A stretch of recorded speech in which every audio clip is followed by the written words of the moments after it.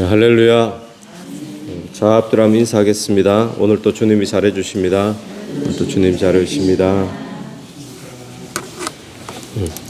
오늘 본문은 여호와께서 예레미야에게 일어나서 토기장의 집으로 내려가라 라고 하십니다. 그래서 2절에 보니까 너는 일어나 토기장의 집으로 내려가라. 그래서 내려갔습니다. 4절 3절 보십시오. 내가 토기장의 집으로 내려가서 본즉, 내려가서 뭘 보는가 하면 이 토기장이가 토기를 만드는 그 과정을 지금 보는 거죠. 그가 농로로 일을 하는데 4절 진흙으로 만든 그릇이 토기장이의 손에서 터짐에 그가 그것으로 자기의 의견에 좋을 대로 다른 그릇을 만들더라. 이 토기장이가 만들다가 또 진흙에서 뭔가 잘못돼서 이렇게 망가지니까 그걸 가지고 또 다른 그릇을 만들었다라는 이제 그런 이야기입니다. 그걸 지금 예레미야가 가서 본 거라는 거죠. 그래서 이 하나님께서 왜 보여주셨는가 하면 이 이스라엘과 하나님과의 관계가 마치 이 진흙과 토기장의 관계와 비슷하다는 겁니다. 그래서 이게 토기장의 비유로 많이 알려져 있죠. 로마서에도 보면 토기장의 비유로 설명이 되어지는데 이 비유의 가장 기본적인 내용은 우리가 너무나 잘 알듯이 이 토기장이의 어떤 절대적인 주권을 이야기합니다. 그래서 여기에서도 4절에 보면 자기의 의견에 좋은 대로 다른 그릇을 만들더라. 자기의 의견에 좋은 대로. 그러니까 토기장이가 이렇게 만들 수도 있고 뭐 저런 그릇을 만들 수도 있고 이 토기장이 의견에 좋을 대로 이렇게 우리가 기본적으로 많이 알고 있습니다. 그러니까 진흙이 토기장이에게 왜 나는 이런 것을 만들었느냐, 뭐 저런 그릇을 만들었느냐 그렇게 따질 수 없다라는 이야기가 이 본문의 이야기죠. 자, 그러면 사람들이 그걸 생각하면 기본적으로 생각하면 어떤 생각이 먼저 드는가 하면 그러면 토기장이가 자기 멋대로 이렇게 다 만드니까 독단적인 하나님을 생각하죠. 그리고 일방적인 하나님, 또 좀 부정적으로 보면 독재하시는 그런 하나님, 그런 하나님으로 비추어진다라는 이야기입니다. 그런데 오늘 이 비유에서 강조하는 것은 뭔가 하면 뭐 토기장이가 이래 만들든 저래 만들든 진흙인 네가 무슨 거기에 대해서 따질 일이 있느냐, 이 맞는 이야기인데 그것만 보게 되면 하나님은 그냥 일방적이시잖아요. 독재적이시잖아요.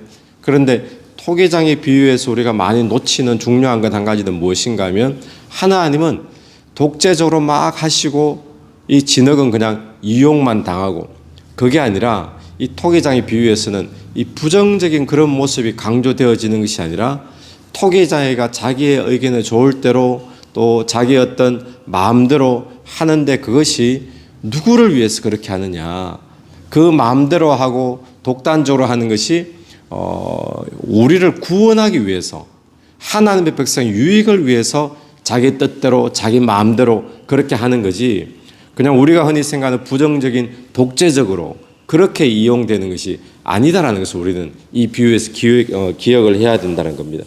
그러니까 이런 겁니다. 오늘 본문에서도 보면 나오지만 하나님이 심판을 선언하셨잖아요.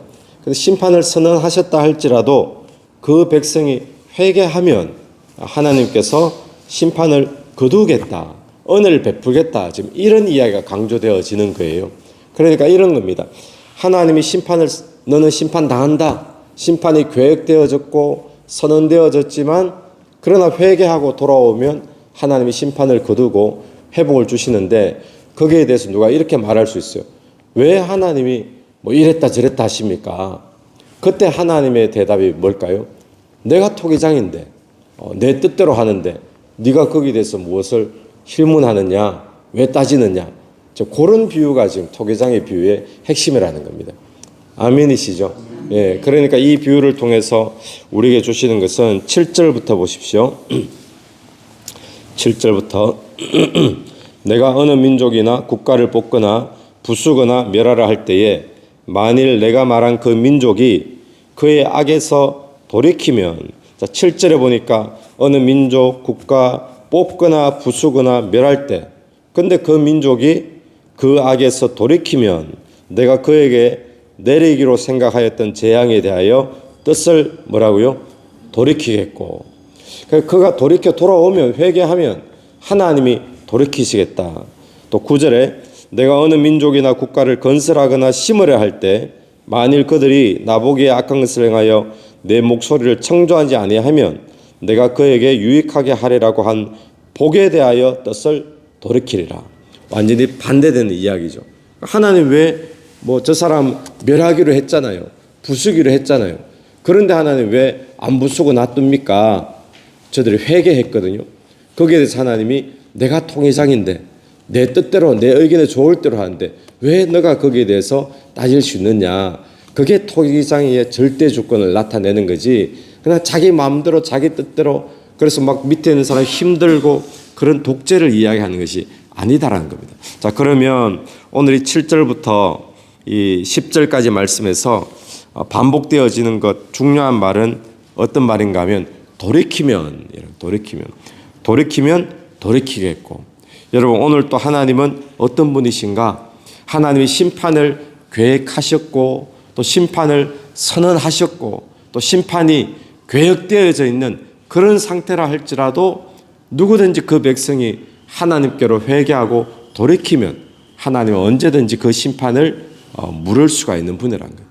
회복해 하실 수 있는 분. 그러니까 오늘 이 본문에서 강조하는 것은 우리에게 돌이키라는 겁니다. 회개하라는 겁니다. 그래서 오늘 저와 여러분이 늦은 때는 없다라는 사실을 기억하면서 우리가 언제든지 돌이키면 하나님께서는 회복과 또 하나님은 우리에게 받아주시는 그런 하나님임을 이 본문을 통해 기억하게 되기를 간절히 바랍니다. 니느웨 성을 한번 보십시오. 요나서를 보면 요나를 향하여서 니느웨 성에 그 이방 우상을 섬기는 잔인한 죄악으로 가득 차서 하나님이 심판을 계획한 성이잖아요. 그런데 그 성에 요나가 가서 심판이 이미 결정되었는데도 하나님이 요나를 보내시죠. 그리고 마지막 기회예요, 그죠? 이 기회에 그들이 돌이키니까 어떻게 됩니까? 이방 니느웨 사람들도 구원을 얻게 됩니다. 하나님의 자녀들도 돌이키면 하나님께서 구원을 주시고 회복하시고 받아주시는 그런 하나님이심을 믿고 저와 여러분이 이 아침에 주님께로 돌아가는 또 회개하는 그런 아침이 되기를 간절히 바랍니다. 하나님의 심판의 목적은 멸하는 것이 목적이 아니고 하나님 자녀들에게 심판의 목적은 무엇일까요? 돌이키라는 겁니다. 돌이키면 심판을 주님께서도 돌이키시겠고 오늘 이 말씀 붙잡고 저와 여러분이 주님께로 돌아가는 하루가 되기를 축원합니다. 기도드리겠습니다. 하나님 아버지 은혜를 감사합니다. 오늘 또 우리가 주님께로 돌아가는 하루 되게 도와주옵소서. 주님 심판이 결정되어졌고 계획되어졌고 선언되어졌다 할지라도 돌이키면 하나님이 절대적인 주권을 가지시고 그 심판을 돌이키시는 줄로 믿습니다. 오늘 또 회개하며 주께로 돌아가는 복된 하루 될 수 있도록 인도해 주옵소서. 오늘 저녁에 있을 금요 예배 주님 붙잡아 주시고 또 이 아침에 기도하는 한 사람 한 사람의 기도 제목들 붙잡아 주셔서 하나님 은혜를 베풀어 주시는 이 새벽 되게 하여 주옵소서. 예수님 이름으로 기도드립니다. 아멘. 오늘 또 예수 이름으로 승리하시는 하루 되길 바랍니다. 네.